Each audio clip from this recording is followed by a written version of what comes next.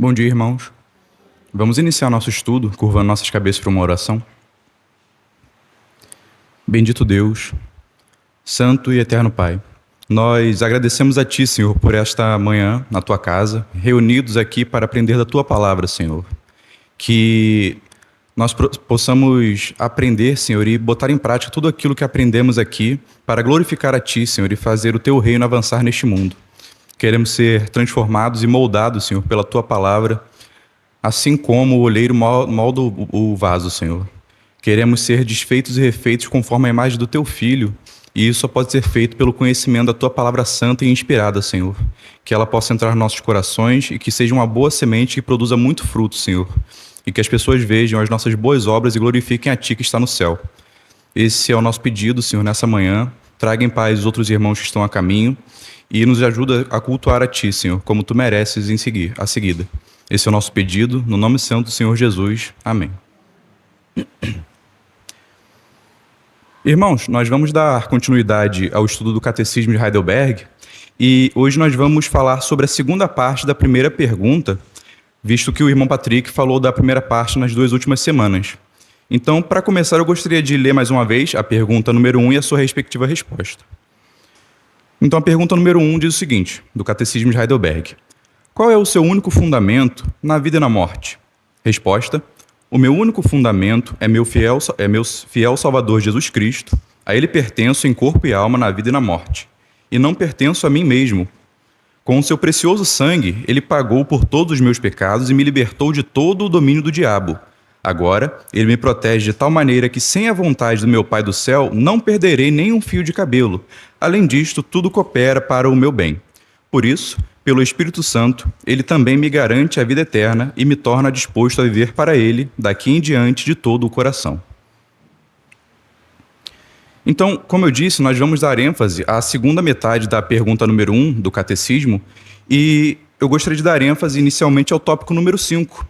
O tópico número 5 da resposta à pergunta número 1 diz que Jesus, o nosso Salvador, aquele que com o seu precioso sangue pagou por todos os nossos pecados, é também aquele que nos libertou de todo o domínio do diabo. Ao lermos uma afirmação como essa, de que Jesus nos libertou do domínio do diabo, a primeira coisa que nós devemos compreender é como de fato se dá esse domínio. A Bíblia diz muitas coisas a respeito de Satanás. O apóstolo Pedro, por exemplo, afirma que o diabo ele é o nosso adversário, que anda ao nosso derredor, bramando como leão, buscando a quem possa tragar. O apóstolo João, por sua vez, afirma que o diabo ele peca desde o princípio e quem peca é do diabo. O livro de Jó, por sua vez, nos mostra que o diabo tem acesso, ou pelo menos tinha acesso à corte celestial e proferia acusações contra aqueles que eram eleitos de Deus, como Jó, por exemplo. No que tange ao modo como o diabo exerce domínio sobre as pessoas, nós podemos, a partir de uma análise tanto do Antigo quanto do Novo Testamento, ver que esse domínio de Satanás sobre as pessoas é exercido de duas formas distintas. Tanto por meio de mentiras que ele profere, essa é uma forma de domínio, quanto por meio de padrões de comportamento que são contrários àqueles padrões que Deus estabeleceu para a humanidade. Então, vamos estudar cada uma separadamente. Em primeiro lugar, como eu disse, o diabo ele exerce domínio sobre as pessoas por meio da mentira. Então, para nós compreendermos como Cristo nos libertou do domínio do diabo, temos que compreender como se dá esse domínio. E a primeira forma de domínio é por meio da mentira. Então, hoje nós vamos ler alguns textos bíblicos que evidenciam essas verdades, e o primeiro deles é o capítulo 8 do Evangelho de João. No capítulo 8 do Evangelho de João, Jesus está discutindo com alguns judeus que acreditavam que por serem filhos de Deus e também por serem filhos de Abraão, segundo a carne, eles não tinham que dar ouvidos às palavras de Jesus. Em sua resposta, Jesus afirma que se de fato eles fossem filhos de Deus, eles ouviriam o que Jesus estava falando e amariam a Jesus porque Jesus foi enviado pelo Pai. E ele prossegue afirmando que aqueles judeus eram incapazes de ouvir o que Jesus estava falando pelo simples fato de que, por um lado, eles não podiam ouvir o que Jesus estava dizendo, ou seja, os seus ouvidos estavam tapados, e, por outro, os seus ouvidos estavam abertos apenas às mentiras daquele que, de fato, era o pai deles, Satanás. Então, vamos ler João capítulo 8, do versículo 42 ao 44. E eu gostaria que nós fizéssemos essa leitura de forma alternada.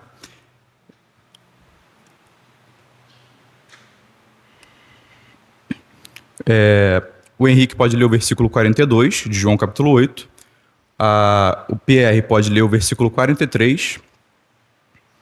E a Mariana pode ler o versículo 44. João capítulo 8, versículos de 42 a 44. Disse depois Jesus: Se Deus fosse o vosso Pai, certamente me amarias, pois que eu saí e vim de Deus. Não vim de mim mesmo, mas ele me enviou.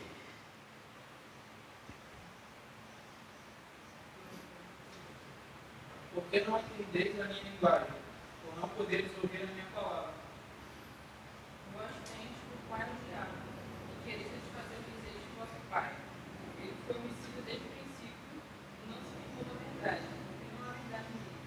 Quando ele profere mentira, fala o que lhe é próprio, porque mentiroso faz mentira. Então vejam, a Bíblia, ela nos mostra várias vezes que o diabo, ele exerce domínio pelas pessoas por meio de possessão. Nós vemos isso no caso do endemoniado Gadareno, que foi possuído por uma legião de demônios. Nós vemos isso também no caso do próprio Judas Iscariotes, que foi possuído por Satanás por ocasião da última ceia. Só que o texto de João nos mostra, aqui no capítulo 8, é que o diabo ele exerce domínio sobre as pessoas, sobretudo por meio da mentira, por meio de falsas afirmações sobre Deus e sobre as próprias pessoas. E vejam que Jesus diz duas coisas a respeito de Satanás. Ele fala que o diabo é homicida desde o princípio e que ele é o pai da mentira. O que significa esse princípio que Jesus está se referindo? O diabo ele é homicida desde o princípio. O princípio a que Jesus se refere é o princípio do mundo, é o princípio da criação, mais especificamente aquela ocasião em que Adão e Eva passaram no jardim do Éden. E por que Jesus afirma que ele é homicida desde o princípio? Pelo simples fato de que Satanás, ao ter sucesso em tentar Adão e Eva, ele fez com que o homem caísse num estado de pecado e entrasse num estado de morte. Então ele é homicida porque ele contribuiu para a morte espiritual tanto de Adão quanto da humanidade de um modo geral. O apóstolo Paulo diz o seguinte: portanto, como por um homem entrou o pecado no mundo e pelo pecado a morte, assim também a morte passou a todos os homens, por isso que todos pecaram. Então, ele é homicida desde o princípio por ter uma contribuição, direta ou indireta, na queda do homem e na sua morte, tanto física quanto espiritual. E Jesus também diz que o diabo é o pai da mentira. E por que ele é o pai da mentira? Porque ele é um mentiroso original. Ele mente desde o princípio. Que princípio? O jardim do Éden, mais uma vez. E nós podemos ver isso fazendo uma comparação entre os textos de Gênesis 2 e Gênesis 3. Vamos abrir, por favor? Gênesis capítulo 2, versículos 16 a 17, e Gênesis capítulo 3, dos versículos 1 a 4.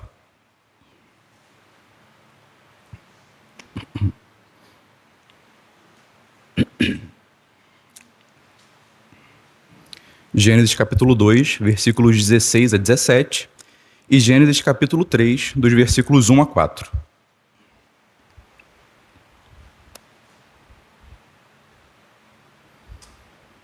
Eu vou fazer a leitura dos dois capítulos.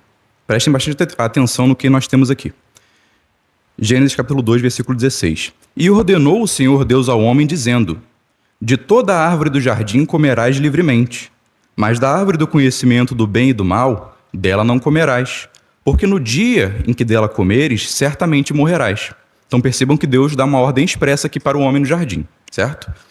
Agora Gênesis capítulo 3, dos versículos 1 a 4. Ora, a serpente, nós sabemos que é Satanás, era mais astuta do que todas as alimárias do campo que o Senhor Deus tinha feito. E esta disse à mulher: é assim que Deus disse: não comereis de toda a árvore do jardim? E disse a mulher à serpente: do fruto das árvores do jardim comeremos, mas do fruto da árvore que está no meio do jardim, disse Deus: não comereis dele, nem nele tocareis, para que não morrais. Então a serpente disse à mulher: certamente não morrereis. Alguém sabe me dizer qual é a diferença entre a ordem dada por Deus e aquilo que a serpente diz para Eva?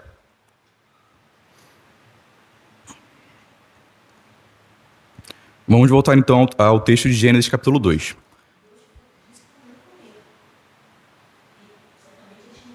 Uhum.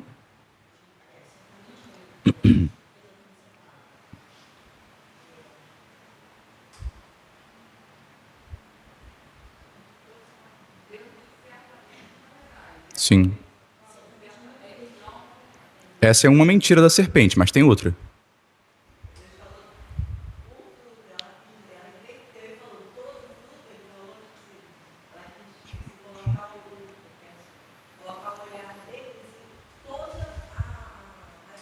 Uhum. Sim, exatamente isso. Ex- Exatamente isso, ó. Percebam no versículo 16 do capítulo 2. E ordenou o Senhor Deus ao homem, dizendo: de toda a árvore do jardim comerás livremente, versículo 17, mas da árvore do conhecimento do bem e do mal, dela não comerás. Então percebam, Deus fala: vocês podem comer de todas as árvores, menos uma. Agora, se nós voltarmos nossos olhos para o capítulo 3, no versículo 1, diz o seguinte: ora, a serpente era mais astuta do que todas as alimárias do campo que o Senhor Deus tinha feito. E esta disse à mulher: é assim que Deus disse? Não comereis de toda a árvore do jardim?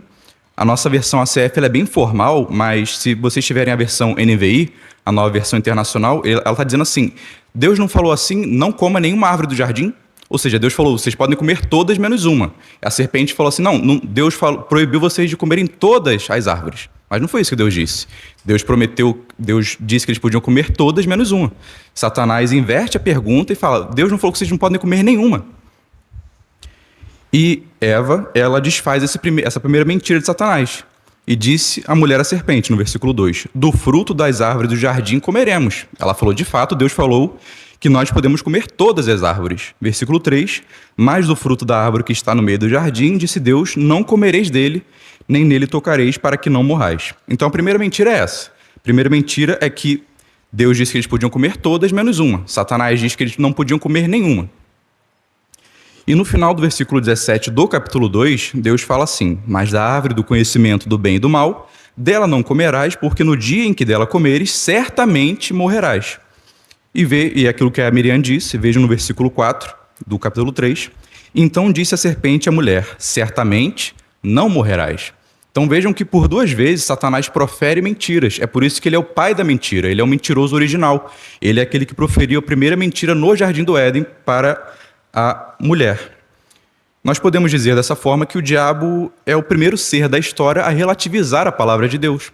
É o primeiro ser da história a falar que não foi bem isso que Deus disse. De modo semelhante, todo aquele que relativiza a palavra de Deus, que fala que a palavra de Deus está politicamente incorreta ou tem que ser atualizada, ele também está agindo como Satanás. Ele também está agindo como a serpente. Não, a Bíblia não condena a homossexualidade porque isso aí foi numa outra época, não era bem isso que queria dizer, etc. E hoje é muito comum nós ouvirmos esse tipo de relativismo. Assim como a serpente relativizou a palavra de Deus, as pessoas também relativizam a palavra de Deus hoje. Elas caem na mentira de Satanás. Por exemplo, hoje é muito comum as pessoas dizerem que Deus é um Deus de amor e, portanto, tudo que é feito em nome do amor é aprovado por Deus. Ou outras dizem também que o inferno não existe. O inferno é uma criação da religião para manter a mente das pessoas aprisionadas. Outras pessoas falam que todos os caminhos levam a Deus, sendo que Jesus expressamente afirma que ele é o único caminho e que ele é o único mediador entre Deus e os homens. Então, em todas essas situações, em todas essas posturas, as pessoas agem como filhas do diabo. Elas agem como filhas da mentira, porque o diabo é o pai da mentira de fato. Um exemplo hoje mais famoso talvez seja o caso da André Surak. A André Surak, ela está fazendo programa e ela afirma que ela é cristã, que ela é filha de Deus e que ela vai fundar uma igreja. Ou seja, ela se pauta na afirmação de que Deus é amor, achando que isso é um instrumento legitimador de qualquer coisa que ela faça. Ela está também debaixo da mentira do diabo. E ela está sob o domínio do diabo, que, como nós vimos, é uma das formas de manter as pessoas subjugadas, é por meio de suas mentiras, é por meio de falsas afirmações, distorções sobre a palavra de Deus e coisas assim. A segunda forma, por meio da qual o diabo exerce domínio sobre as pessoas, é por meio de padrões de comportamento que são contrários àqueles que Deus estabeleceu para a humanidade. São contrários àqueles mandamentos que Deus deu ao ser humano para que os cumpra. Geralmente a Bíblia chama essa forma de comportamento ímpia, esse modo de viver, e ela usa termos como mundo, era, presente século, dentre outros. No capítulo 2 da carta aos Efésios, o apóstolo Paulo caracteriza esse padrão de vida, esse modo de viver, esse padrão de comportamento como andar fazendo a vontade da carne e dos pensamentos. Só que, embora as pessoas andem fazendo a vontade da carne, andem fazendo a vontade dos pensamentos e estejam biologicamente vivas, elas estão espiritualmente mortas. E o apóstolo Paulo, ele fala que nós também andávamos nesse estado anteriormente. Vamos ler o que diz Efésios capítulo 2.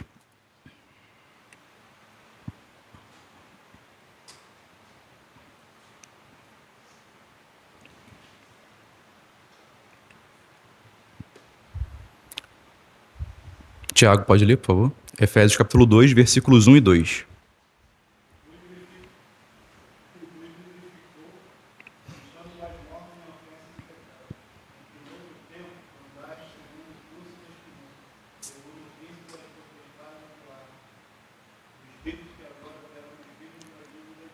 Então vejam, a afirmação do apóstolo Paulo é para os Efésios, que evidentemente eram cristãos, e ele está querendo falar como era a nossa forma de proceder anteriormente à conversão a Cristo.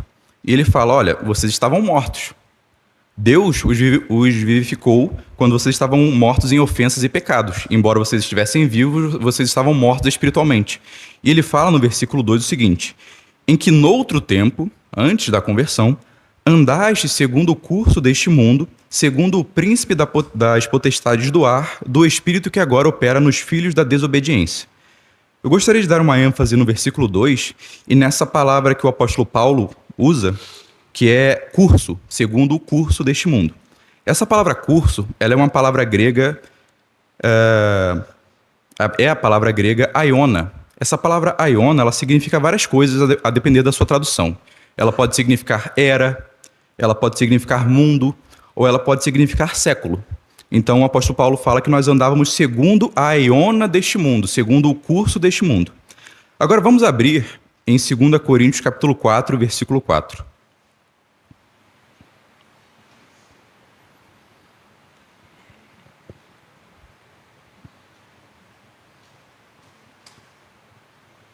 Quem achar pode ler, por favor.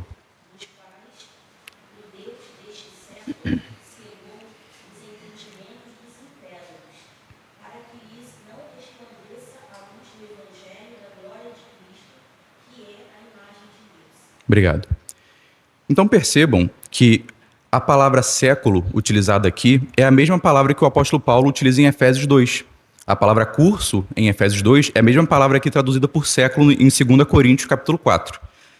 E a palavra século, conforme usada pelo apóstolo Paulo aqui, não significa um período de 100 anos. Ela não tem aspecto temporal ou cronológico. A palavra século aqui se refere a um padrão ou a um conjunto de ideias, valores e filosofias que são contrários àquilo que Deus estabelece.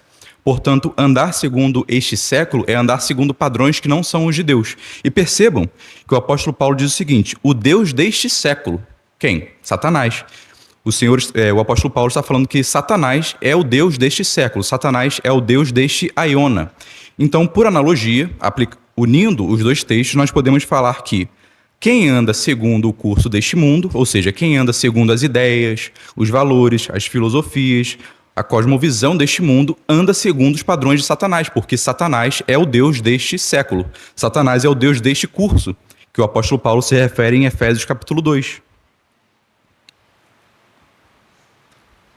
Ou seja, quem anda segundo o curso deste mundo está sob o domínio de Satanás. Quem? Não, eu ia perguntar se a palavra século ia substituir o mundo. É porque essa palavra aiona, como eu disse, ela pode ser traduzida de várias formas. Era, mundo ou século. Às vezes ela é traduzida como mundo.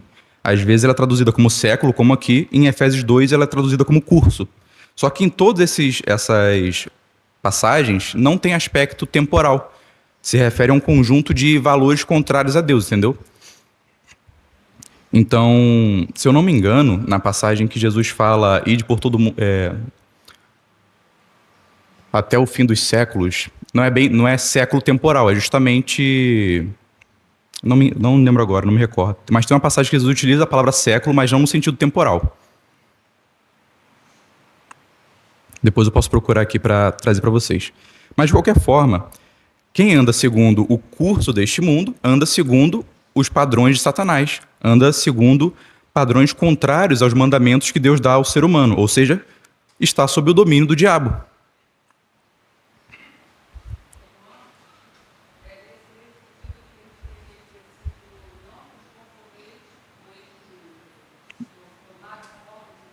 Deixa eu pesquisar aqui. Rapidinho.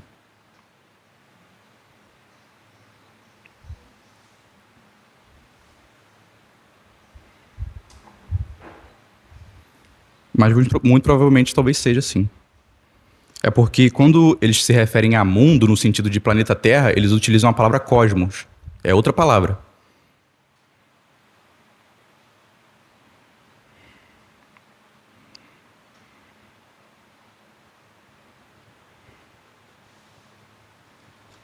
Alguém tem alguma pergunta enquanto isso?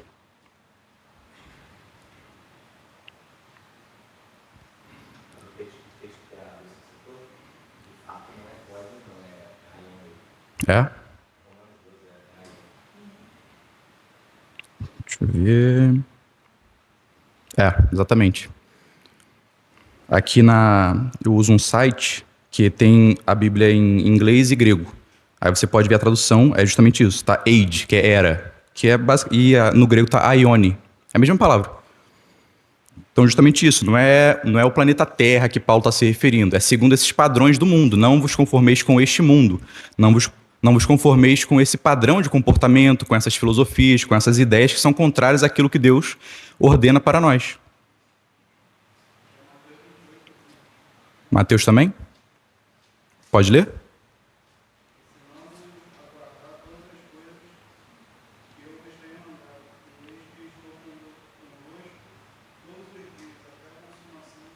Mateus o quê? 28? 20.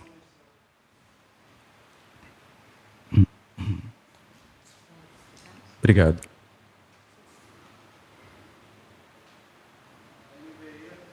Aionos também. É a mesma palavra. Mas nesse caso eu acho que tem sentido temporal. Até a consumação dos séculos realmente tem sentido de tempo. Um tempo bem extenso e indeterminado. Porque assim como na língua portuguesa, no grego também as palavras têm vários sentidos. Por exemplo, a palavra manga. Manga pode ser manga de camisa, manga fruta ou do verbo mangar, como o pessoal usa no Nordeste. Minha avó utilizava muito esse termo, mangar. Ah? Tá mangando. Então, nós vimos que o diabo ele exerce domínio sobre as pessoas por meio de mentiras e por meio de padrões de comportamento. Só que eu gostaria de destacar algo aqui, é que mesmo embora os cristãos estejam convertidos, e mesmo não estando mais sob o domínio do diabo, nós ainda podemos acreditar nas mentiras proferidas por Satanás. E essas mentiras em que nós acreditamos do diabo, elas especialmente dizem respeito a nos levar a desacreditar no amor de Deus para conosco. Deus fez isso com Eva no jardim, e o diabo fez isso com Eva no jardim, e ele também fez isso com Jesus no deserto. Então eu gostaria de ler 3 textos com os irmãos, que é o texto de Mateus, capítulo 3, verso 16 a 17. Mateus, capítulo 3, verso 16 a 17.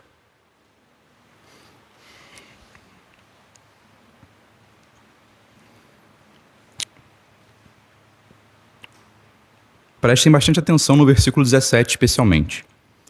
Mateus capítulo 3, versos 16 a 17. E sendo Jesus batizado, subiu logo da água, e eis que se lhe abriram os céus, e viu o Espírito de Deus descendo como pomba e vindo sobre ele. E eis que uma voz dos céus dizia: Este é meu filho amado, em quem me comprazo. Então percebam que a voz do céu diz expressamente que Jesus é o seu Filho amado, em quem ele se alegra, em quem ele se compraz. Guardem isso. Agora vamos ler Mateus capítulo 4, do versículo 1 ao versículo 7. É a situação em que Jesus foi conduzido para o deserto. Logo após o batismo. Mateus capítulo 4, versículos 1 a 7. Lembre do que diz o final do capítulo 3, no versículo 17. Vou ler e os irmãos acompanhem. Mateus capítulo 4. Então foi conduzido Jesus pelo Espírito ao deserto, para ser tentado pelo diabo. E tendo jejuado 40 dias e 40 noites, depois teve fome. E chegando-se a ele o tentador, Satanás, disse: Se tu és o Filho de Deus, manda que estas pedras se tornem em pães. Ele, porém, respondendo, disse: Está escrito: Nem só de pão viverá o homem, mas de toda a palavra que sai da boca de Deus. Então o diabo o transportou à cidade santa e colocou-o sobre o pináculo do templo e disse-lhe: Se tu és o filho de Deus, lança-te daqui abaixo, porque está escrito que aos seus anjos dará ordem a teu respeito e tomar-te-ão nas mãos, para que nunca tropeces com o teu pé em alguma pedra. Disse-lhe Jesus: Também está escrito: Não tentarás o Senhor teu Deus.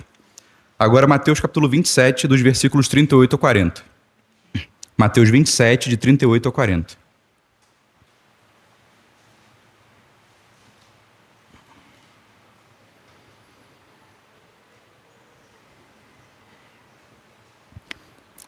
E foram crucificados com ele 2 salteadores, um à direita e outro à esquerda. E os que passavam blasfemavam dele, meneando as cabeças, e dizendo: Tu, que destróis o templo, e em 3 dias o reedificas, salva-te a ti mesmo. Se és filho de Deus, desce da cruz. Eu gostaria que alguém me dissesse quais são as semelhanças entre os 3 textos que nós lemos.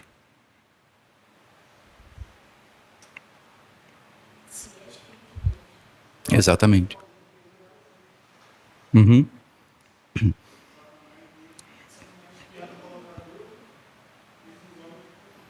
Exatamente. Então, em ambas as passagens, Jesus está no estado mais vulnerável dele. Em Mateus capítulo 4, ele está no deserto, há 40 dias e 40 noites fazendo jejum e está morrendo de fome e cansado. Já no capítulo 27, ele está na cruz. E percebam, quando do seu batismo, a voz desceu do céu e disse: Você é meu filho amado. Agora que Jesus está no deserto, o diabo fala por 2 vezes: Se você é o filho de Deus, se você é o filho de Deus. E na cruz também: Se você é o filho de Deus, desce da cruz. Ou seja, em ambas as passagens, nós temos Satanás tentando a Jesus e pondo em descrédito a sua filiação. É como se Satanás dissesse: Pode alguém ser filho de Deus e passar por um sofrimento tão grande que nem você está passando? O que ele estava de fato fazendo era justamente isso, colocando em xeque a própria filiação de Jesus. E Jesus, sabiamente, responde com a palavra de seu pai. Ele não, em momento nenhum, ele vacila a respeito da sua filiação ao pai. Só que isso pode ocorrer conosco também. O próprio Satanás tentou a Jesus, isso também pode ocorrer com a gente. É muito comum, em momentos de fraqueza ou de profundo sofrimento, nós fazermos perguntas do tipo: Poxa, será que Deus me ama de fato? Se ele me amasse, eu não estaria passando por um sofrimento tão profundo como esse que eu estou passando. Ou quando nós pecamos, por exemplo, é muito comum nós dizermos: Poxa, dessa vez eu pequei e eu acho que agora Deus não me ama mais. E essas, irmãos, são mentiras proferidas tanto pelo diabo, mas também pelo nosso próprio coração. Jeremias diz que o coração do homem é enganoso, e João fala que se o nosso coração nos acusa, maior é Deus. E eu acho que nessa situação específica de mentiras que o próprio diabo cria e que nós mesmos criamos no nosso coração, seria bom lembrarmos o que diz o Salmo. O Salmo 1 diz: Bem-aventurado o homem que não anda segundo o conselho dos ímpios. Eu interpreto essa passagem de uma forma extensiva e eu vou explicar por quê. Nós sabemos que nós, após a conversão, andamos de uma maneira nova, mas também sabemos que existe ainda uma antiga natureza dentro de nós que a todo momento quer tomar o domínio. E que Efésios vai chamar de velho homem. Essa velha natureza, essa natureza ímpia que insiste em nos afastar de Deus. E basicamente, é essa voz, é essa velha natureza que, assim como a serpente no jardim distorceu a palavra de Deus, também nos faz distorcer a palavra de Deus, sobretudo quando nós queremos pecar ou quando nós estamos passando por um momento de profundo sofrimento. Vocês já perceberam que você e eu fazemos esse tipo de afirmação, às vezes de forma inconsciente. Nós afirmamos algo do tipo: não, poxa, os ímpios prosperam, como diz Provérbios ou Salmos? Salmo. Os ímpios prosperam e eu que estou andando no caminho do Senhor estou sofrendo tanto. Será que de fato Deus me ama? E Jó também se fez esse tipo de pergunta. Jó falava: tá, eu não pequei, eu estou andando certinho, por que eu estou sofrendo tanto? Só que tudo isso, de alguma maneira, é essa voz da nossa antiga natureza tentando relativizar a palavra de Deus. No fundo, nós sabemos que Deus nos ama, que o amor dele não vacila em momento algum, mas nós, nesses momentos, relativizamos a palavra de Deus. Será que me ama de fato? Não parece. A situação aqui não está favorável e não parece ser o tratamento que um filho de Deus deveria receber. Então, essa é a voz da velha natureza, é a voz da natureza ímpia dentro dos nossos corações. E o Salmo 1 diz o seguinte: bem-aventurado o homem que não anda segundo o conselho dos ímpios. Então, por que eu disse que eu interpreto isso de forma extensiva? Porque nós não devemos dar ouvidos tanto aos conselhos de terceiros, mas também aos conselhos do nosso próprio coração, que muitas vezes é dominado por uma natureza ímpia. Ou seja, nós podemos interpretar assim: bem-aventurado o homem que não anda segundo o conselho dos ímpios e não anda também segundo os próprios conselhos.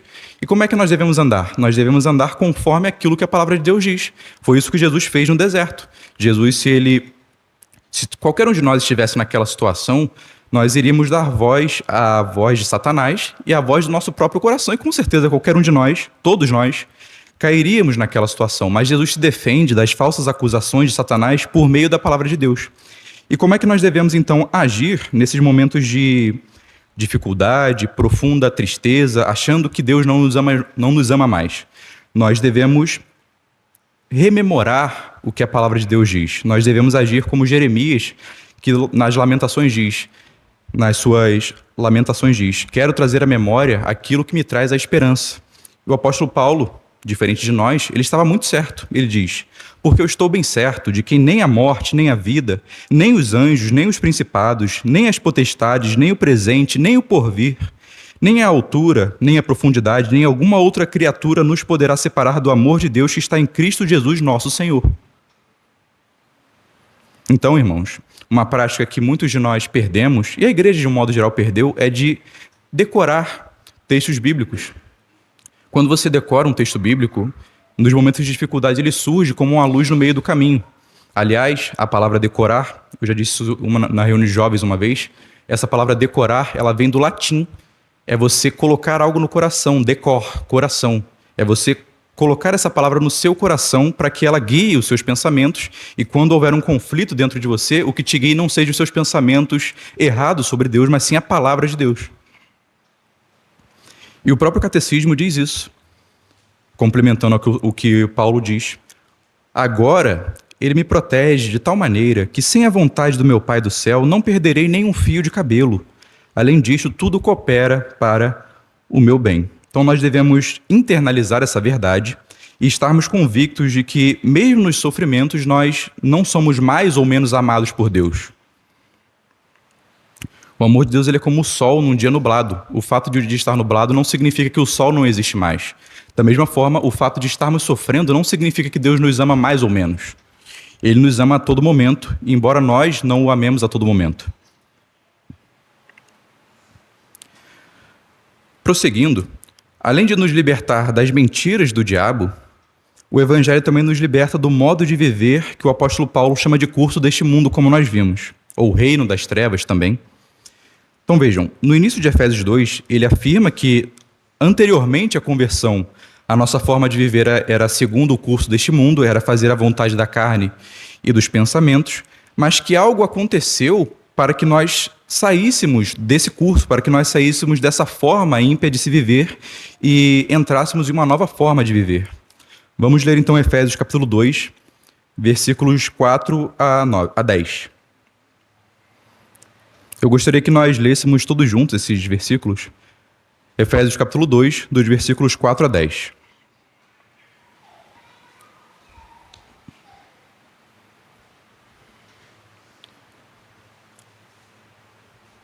Todos acharam?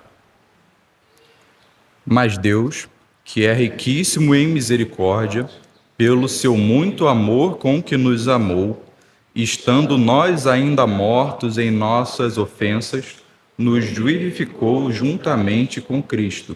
Pela graça sois salvos.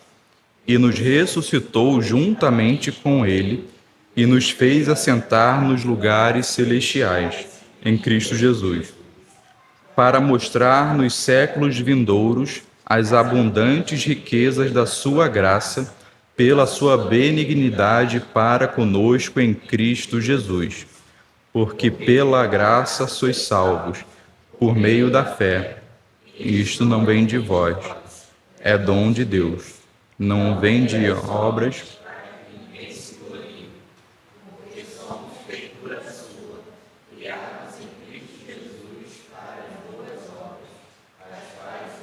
preparou para que andássemos nela. Amém. Em Colossenses, capítulo 1, versículo 13, o apóstolo Paulo também diz o seguinte: Ele, Jesus, nos libertou do império das trevas e nos transportou para o reino do Filho do seu amor.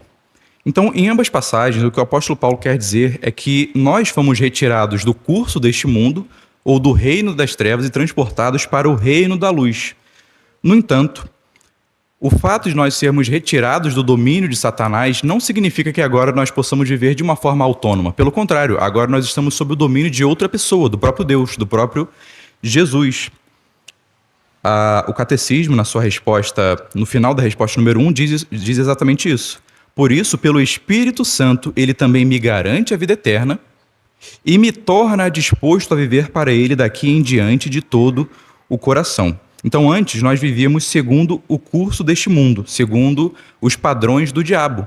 Mas agora o apóstolo Paulo diz aí, no versículo 10 de Efésios, que somos feituras sua, criados em Cristo Jesus para as boas obras, as quais Deus preparou para que andássemos nela.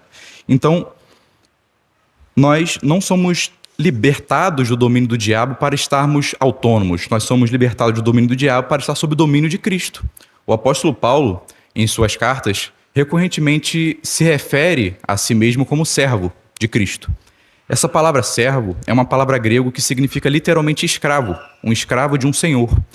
E o que o apóstolo Paulo quer dizer com isso? O apóstolo Paulo quer dizer com isso que tanto ele quanto todos os cristãos são escravos de Cristo na medida em que eles não vivem mais para fazer a sua própria vontade, mas sim a vontade do Senhor que os comprou por preço, que os comprou por seu precioso sangue. Então, o cristão é aquele que diz e que afirma e que vive o que diz a resposta à pergunta número 1. A ele pertenço, do Catecismo de Heidelberg, a ele pertenço em corpo e alma, na vida e na morte, e não pertenço a mim mesmo. Alguém tem alguma observação?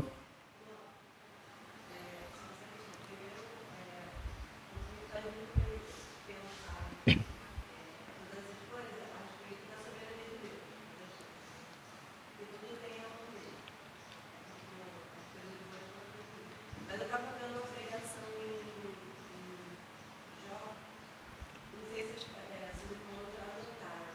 Antes eu pensava assim, Deus restituiu tudo para Jó. Ele restituiu também filhos não superior que a outro. Mas aí, vendo detalhadamente, ouvindo, Deus não deu filhos em dobro para Jó. Deus deu a mesma quantidade. Né? Por quê? Porque aqueles filhos que eram perdidos, ele ia encontrá-los depois, né? Então, assim, ele passou por tudo aquilo, e eu sempre achei assim, eu sempre fico falando assim, gente, filho se substitui. E quando eu pensei nessa questão de não substituir, Deus é tão perfeito que, né, na palavra dele, ele não substitui o filho nenhum, e a gente é tão mal, tão pecaminoso, que quando a gente lê a gente interpreta, né? O defeito do nosso filho. E ele é aquele questão do sofrimento, né? Então, Deus está sempre protegendo em todas as coisas. Isso é muito pai. A história de Jó explica isso de modo geral, né? A história de Jó fala que Satanás tinha acesso à corte celestial ali e ele foi acusar a Jó, falando que Jó só era bom porque que ele tinha abundância na vida, tinha muitos filhos, etc. E o Senhor permite que Satanás toque em Jó, na sua família, e depois no próprio corpo de Jó. E Jó muitas vezes é como a gente. A gente toma ele como herói, mas a todo momento, se você for ler detalhadamente o livro de Jó, você vê que ele fala, tá, eu não pequei, mas por que eu estou sofrendo tanto? Mas, de fato, nenhum ser humano merece nada de Deus. A gente não precisa... Deus não precisa de nós, como nós vimos nas aulas dos atributos. Deus, ele tem um atributo chamado aceidade. Ele se basta a si mesmo, ele não precisa da gente. E no caso de Jó, ele a todo momento fala, tá, mas eu fui bonzinho, eu não pequei e tal. E os amigos de Jó falam, não, você pecou e por isso você está sendo punido. Ambas as visões são uma visão de merecimento. Não, você fez errado, então você merece o mal. Você fez certo, você merece o bem. Mas ninguém merece nada de Deus. Só que o fato de Jó estar sofrendo não significava que Deus não o amasse e que Deus não estivesse no controle. Deus permitiu que Satanás fizesse aquilo. Não estava fora do domínio de Deus. Embora sob a ótica de Jó, e também sobre a nossa ótica, muitas vezes, Deus não nos ame ou não esteja mais no controle das coisas. Como eu disse, a nossa mente, ela tende a nos enganar. Nós incorremos constantemente no auto-engano, justamente por essa velha natureza que ainda habita no nosso coração. É como se houvesse uma serpentezinha do Éden no nosso ombro, a todo momento falando no nosso ouvido e relativizando aquilo que Deus diz. O apóstolo Paulo fala, olha, nem a morte nem a vida poderá nos separar do amor de Cristo Jesus. No primeiro sofrimento que a gente passa, a gente pensa, olha, Deus não me ama mais. E Paulo estava certo disso. E nós devemos amadurecer, ler a palavra de Deus. Você não tem como confiar em alguém que você não conhece. Então você não tem como conhecer a Deus se você não lê a palavra de Deus. E Jesus se defendeu justamente dessas mentiras de Satanás com a palavra de Deus, como nós vimos. Então, ao fim e ao cabo, é a palavra de Deus que guia a nossa mente, que tira a nossa mente das mentiras que nós criamos e das mentiras que Satanás também cria. Mais alguém? Então vamos ler a pergunta número 2 do Catecismo de Heidelberg.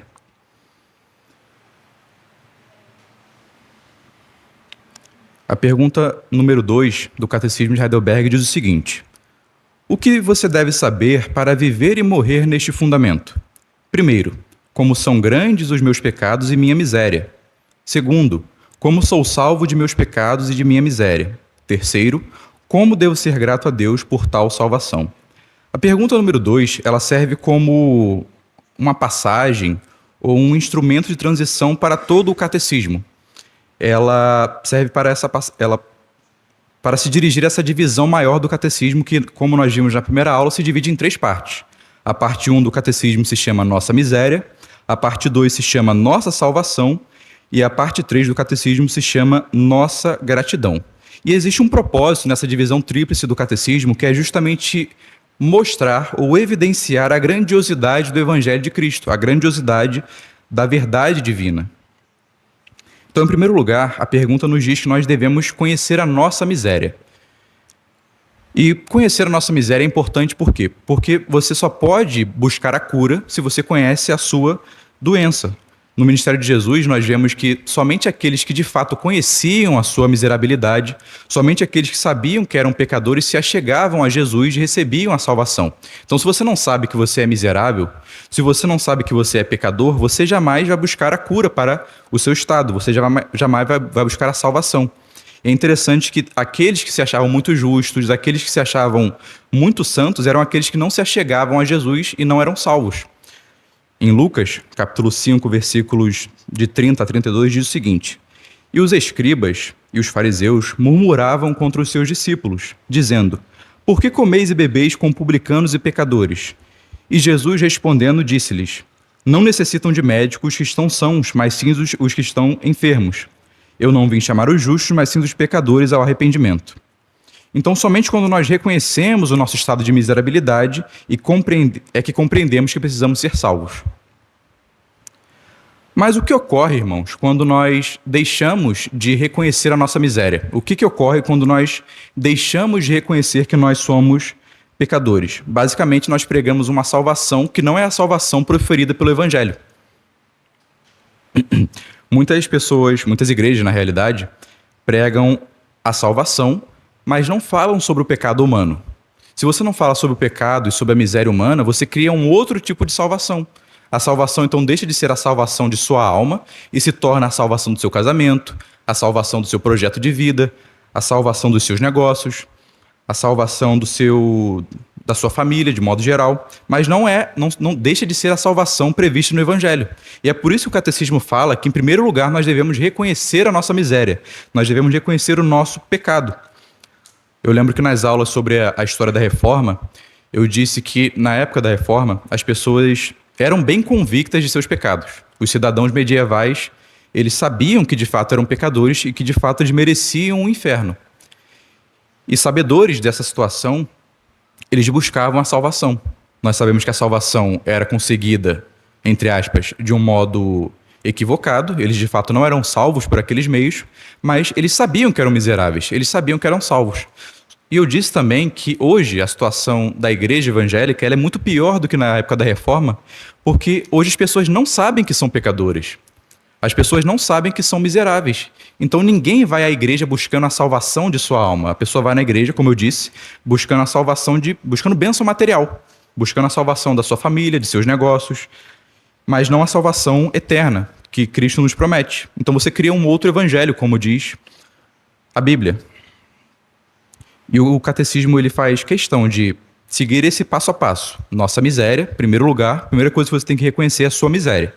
Quando você reconhece a sua miséria, a sua pecaminosidade, você sabe, a partir daquele momento, que você precisa de cura, que você precisa de salvação. E aí você busca conhecer a sua salvação, que é o segundo passo. E a partir do conhecimento da miséria, e a partir do conhecimento de como você é salvo, tudo isso deve gerar em você um sentimento de gratidão, que é a terceira afirmação que a pergunta número 2 fala. O que você deve saber para viver e morrer neste fundamento? Primeiro, como são grandes os meus pecados e minha miséria. Segundo, como sou salvo de meus pecados e de minha miséria. Terceiro, como devo ser grato a Deus por tal salvação. Então, o restante do catecismo ele vai se ater justamente a responder cada uma dessas 3 perguntas. Como nós reconhecemos que somos miseráveis, como nós somos salvos e como nós devemos ser gratos a Deus. Talvez uma passagem que mostre essa lógica tríplice, desse tríplice conhecimento, seja aquela da mulher que lavou os pés de Jesus. O texto diz que a mulher que lavou os pés de Jesus era uma pecadora. E ela foi lavar os pés de Jesus na casa de um fariseu. Então, nós temos aqui o primeiro aspecto. Ela sabia que era pecadora, ela sabia que era miserável, tanto que ela estava lavando os pés de Jesus com o seu cabelo e com lágrimas. Ela reconhecia a sua miserabilidade. E ela sabia que Jesus era aquele que poderia providenciar a ela a salvação. Ela sabia que Jesus era, de fato, o Salvador, o Messias esperado. E sabendo disso, ela agiu daquela forma. O fato dela lavar os pés de Jesus não foi para bajulação ou algo do tipo, foi um ato de gratidão. E Jesus fala para o fariseu, olha, eu entrei na sua casa, você não lavou meus pés. Essa mulher, que é uma pecadora de fato, ela veio até mim, ela reconhece que é pecadora e ela lavou os meus pés com seus cabelos. Ou seja, ela reconhece que é miserável, ela foi salva e agora ela tem uma postura de gratidão. Então, essa é a mesma postura que todos nós que somos convertidos, todos nós que somos salvos por Cristo devemos ter. Nós devemos ser gratos a Cristo, não para conseguir algo dele, mas sim porque ele já nos deu algo de graça, que é a salvação eterna das nossas almas. Então, que nós possamos ser como a mulher, ter essa postura de humildade, de profunda gratidão e lembrar do que Jesus diz a ela. Essa mulher muito ama porque ela muito foi perdoada de seus pecados. E nós devemos ser muito gratos e amar muito a Deus porque Ele também, de fato, perdoou muitos dos nossos pecados e ainda vai perdoar muitos dos nossos pecados futuros e presentes. Alguém tem alguma observação?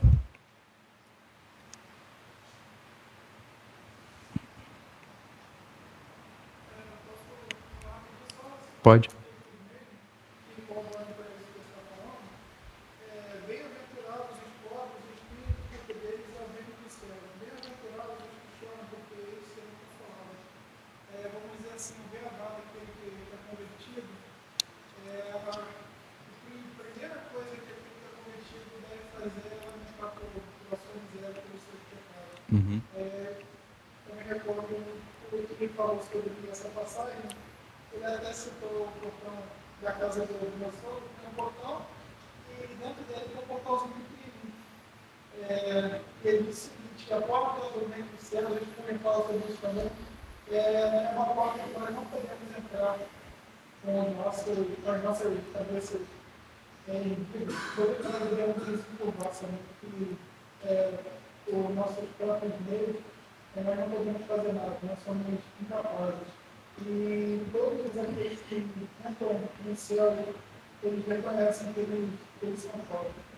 Amém. Amém. Então, só recapitulando tudo que nós dissemos, irmãos, nós vimos que o catecismo afirma que Jesus nos libertou do domínio do diabo, e esse é um domínio exercido pela mentira e por meio de padrões de comportamento. A palavra de Deus, ela nos leva a sairmos dessa cegueira oriunda dessas mentiras de Satanás e a acreditar nas verdades eternas de Deus. E também a conversão, a retirada do domínio do diabo nos leva a viver para Cristo, a nos sujeitarmos ao domínio de Cristo. Nós somos chamados para fazer boas obras, para obedecer aos mandamentos de Deus. Aliás, eu disse que essa palavra curso em Efésios e a palavra século em 2 Coríntios capítulo 4, é a palavra aiona. E eu disse que ela não tem sentido temporal, ela não tem sentido cronológico. Ela se refere a um conjunto de ideais e valores e filosofias demoníacas do próprio diabo. Só que é curioso que a palavra, o termo vida eterna, também usa a palavra aiona. É a vida aiona, a vida de uma nova era. Então, vejam que o Catecismo, na resposta à pergunta número 1, diz o seguinte: por isso, pelo Espírito Santo, ele também me garante a vida eterna. No grego é a vida aiona. Então vejam que nós temos duas eras que a Bíblia fala, 2 cursos ou 2 séculos, basicamente 2 padrões de comportamento. Ou nós vivemos segundo o curso deste mundo, que é marcado por fazer a vontade da carne e dos pensamentos, ou nós vivemos segundo o curso da vida aiona, da vida eterna, dessa nova era que Cristo inaugura e que é marcada por servir ao próximo, amar ao seu irmão, não fazer a própria vontade, mas a vontade do Pai e andar segundo os seus mandamentos. Então percebam que a vida eterna, ela não é simplesmente, tô salvo e beleza. A vida eterna, ela é algo que começa a partir da sua conversão. É a retirada do curso dos padrões de Satanás para andar segundo os padrões de Deus. É isso que significa a vida eterna. Nós temos aquela visão de vida eterna como morrer, virar um Gasparzinho e viver no céu para sempre. Mas o Novo Testamento, ele afirma que a vida eterna ela é algo que começa na conversão. A partir do momento que você vive conforme os padrões de Deus, você já está vivendo na presente era, que ainda é uma era de morte, tristeza e dor, mas quando você vive conforme os mandamentos de Deus, você vive nessa era a vida de uma era vindoura. É isso que significa a vida eterna. Então nós podemos dizer o seguinte: não vos conformeis com este mundo, não vos conformeis com este aiona, mas vos conformeis com a aiona, ou a era, ou o século que Deus nos dá, com os mandamentos de Deus, com os padrões que Deus deu para nós. Amém? Vamos ficar de pé, irmãos, para fazer uma oração?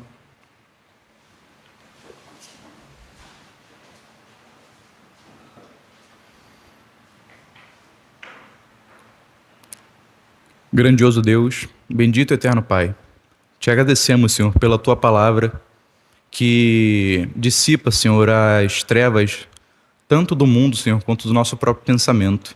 Nos ajuda, Senhor, a sermos como o salmista e não andarmos segundo os conselhos dos ímpios, mas também segundo os conselhos do nosso próprio coração, Senhor, que profundamente e constantemente nos engana. Ajuda-nos a agir como Tu, ó Cristo, e termos a Tua palavra no nosso coração para não pecarmos contra Ti, que ela seja lâmpada para os nossos pés e luz para os nossos caminhos, e que seja a Tua palavra, Senhor, a dominar os nossos pensamentos, que não sejam os nossos pensamentos a nos guiar, que não sejam os nossos pensamentos, Senhor, que guiem o nosso coração, mas que seja a Tua palavra que esteja no profundo do nosso coração, Senhor. Que seja a Tua palavra aquilo que guia a nossa forma de pensar e de agir, que nos momentos de tristeza, Senhor, ou de dor, nós não nos curvemos aquilo, Senhor, que nossos pensamentos nos dizem, mas aquilo que a Tua palavra diz. E a Tua palavra diz que o Seu amor, Senhor, não vacila em momento algum. A Tua palavra diz, Senhor, que a Sua benignidade dura para sempre, mas que a nossa benignidade é como o vapor, é como o orvalho que logo se dissipa. Nos ajuda a depositarmos a nossa confiança em Ti, a não acreditarmos, Senhor, nas mentiras do diabo e também, Senhor, a não andarmos segundo o curso dessa vida antiga da qual nós fomos libertados, mas andar segundo os padrões, Senhor, que Tu estabeleces para nós. Nos ajuda a viver, Senhor, a vida eterna aqui e agora, nesse mundo, Senhor, para que as pessoas vejam que por nossas boas obras, vejam as nossas boas obras e glorifiquem a Ti que está no céu. Ajuda-nos a guardar, Senhor, a Tua palavra, tudo o que aprendemos aqui, que nós possamos pôr em prática, Senhor, a Tua palavra, que nós não sejamos apenas ouvintes, mas praticantes e que ela guie, Senhor, que ela seja a lamparina na nossa semana, no nosso ano, na nossa vida de um modo geral, que nós possamos não reter o que aprendemos, mas compartilhar para outros que também precisam, Senhor. Que nós possamos cultuar a Ti como Tu mereces, que seja em espírito e em verdade, Senhor, deixando todas as distrações de fora, que Teu nome seja glorificado, Senhor, no culto que prestaremos a seguir e na nossa vida de um modo geral. Esse é o nosso pedido. Perdoa, Senhor, as nossas iniquidades e os nossos pecados. Lava-nos pelo Teu sangue e nos ajuda, Senhor, a viver uma vida nova. Esse é o nosso pedido, no nome santo do Senhor Jesus. Amém.